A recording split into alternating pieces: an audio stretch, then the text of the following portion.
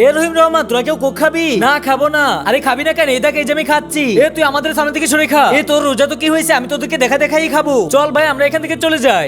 এই দাদা, কোথায় চলে যাস? এই দেখ, এই তোদেরকে দেখা দেখাই খাচ্ছি। ওয়াও, কি মজা লাগে। আরে ওই যে তো চ্যানেল বড় আসতেছে, দোলে ভাগি। আরে ভাই চল চল, আমরা দোলে ভাগি। আরে দাঁড়া, আমরা তো রোজা আছি, আমাদের কিছু বলবে না। এই তোরা দুজন কি আজকে রোজা আছিস?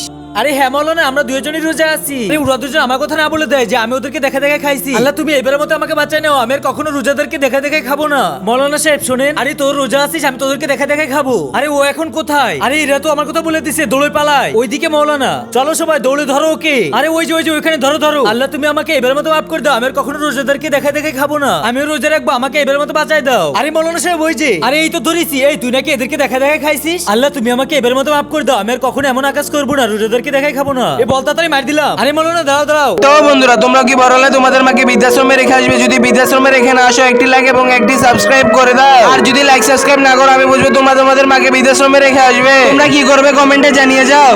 এই যে আমি জিব্বা বার করছি। আচ্ছা ঠিক আছে, এবার মতো তুমি ছাড় পেয়ে গেলে।